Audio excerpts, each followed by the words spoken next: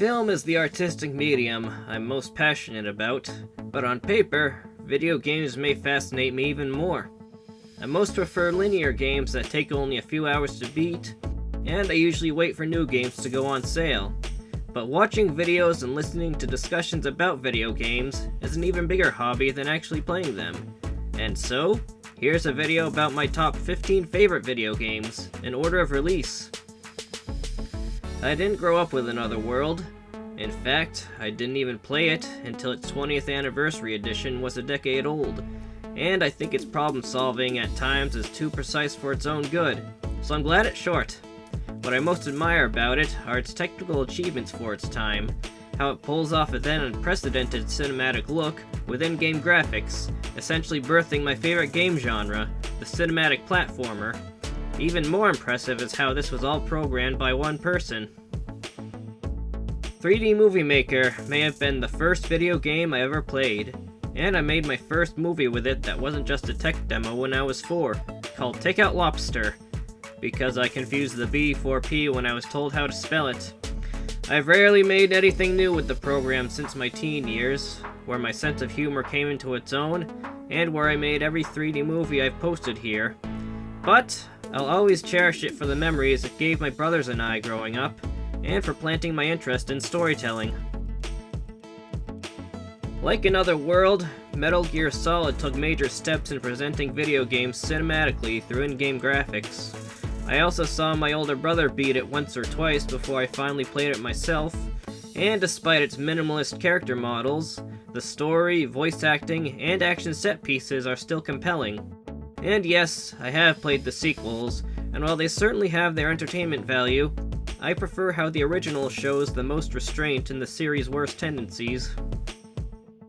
No fact about me is more cliché than how the once greatest video game of all time made me love video games. As the mediums developed, though, I can see why Ocarina is no longer widely considered the greatest. I mean, those tutorials can get pretty annoying after how well I've known this game for a quarter century. Even so, my first playthrough took so much of my childhood to beat, partly due to how freaky the game can get, that it's become the piece of media that feels the most like a personal journey to me. Now every time I beat it, I feel like I'm saying goodbye to my childhood. Ico was one of the first titles to legitimize action-adventure games as an art form, and it laid groundwork for cinematic platformers going forward.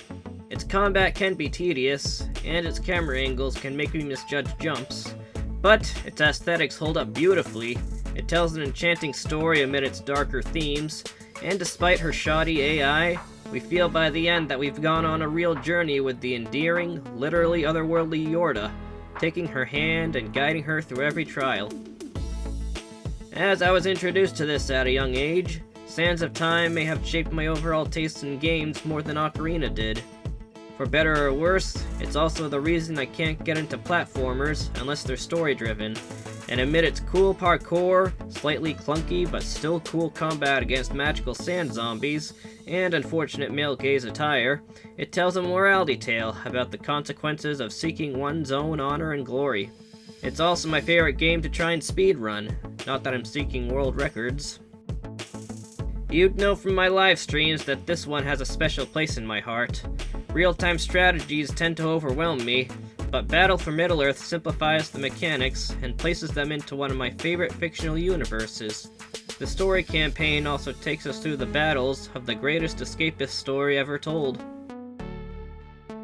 I wouldn't argue with anyone who calls Ico's spiritual successor, or is it actual prequel, the greatest video game ever made, or claims it has the greatest video game soundtrack ever scored. It challenges me not only in the strategies required for the 16 epic boss fights its large overworld is dedicated to, but also in how killing these creatures isn't exactly the right thing to do. Even if it's done to correct an injustice, it ultimately bites us, but not without leaving us with a hint of hope for reparation. While Ocarina is the first Zelda game I ever played, Twilight Princess has sentimental value for being the first Zelda game I actually beat. It's been a few years since I last played it, but I remember its creative ambition being both its greatest strength and its greatest weakness, taking Ocarina's formula to its breaking point, in both the gloomiest and wackiest ways. And as modern open-world games tend to overwhelm me, I'll take its linearity over the direction Breath of the Wild has taken the franchise. This is the closest thing to a guilty pleasure on this list. Its first-person parkouring and combat can feel clunky, and its story is completely unaware of its own stupidity. But somehow, it still makes me feel really cool, helped by the aesthetic of the city we traverse. Heck, its repetitive reboot Mirror's Edge Catalyst made me appreciate this original even more. I even like its own ending song called Still Alive more than the more iconic Portals. Reach is the defining game of my adolescence. Heck, it's the first Halo game I ever played. I went on to beat the first trilogy with one of my best friends, which formed a lot of inside jokes between us. But Reach was the one that brought my brothers and I together, and the one I've continued playing with others into my adulthood. It also has the most poignant story I've seen in any shooter, taking self-sacrifice to its noblest conclusion. And if you know the game, yes, that pun was intended. Portal 2 is the kind of game I was feeling nostalgic for mere months after my first playthrough.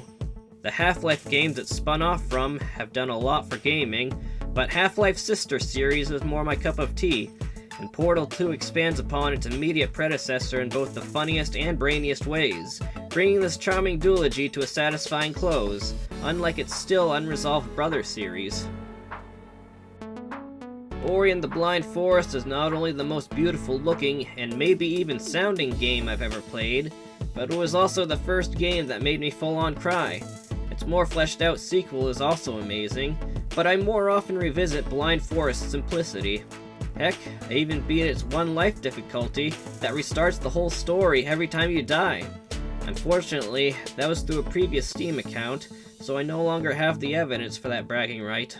What I do have, though, is the game I've played that I think should take Ocarina's place as the greatest ever made. On Guard is one of the most me games ever made, looping between slapstick swordplay and light platforming with a sense of wit as sharp as its blades. Even the lore notes we find around the world are funny. It's as short as I prefer games to be, but I actually want expansions for it.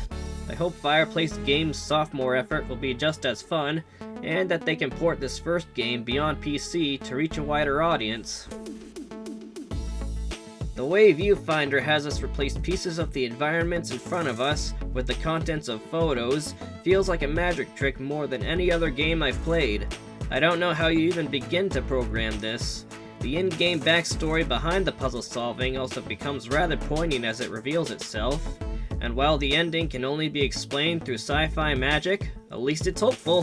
One of the best pure puzzle experiences I've ever had, and my favorite puzzle game since Portal 2.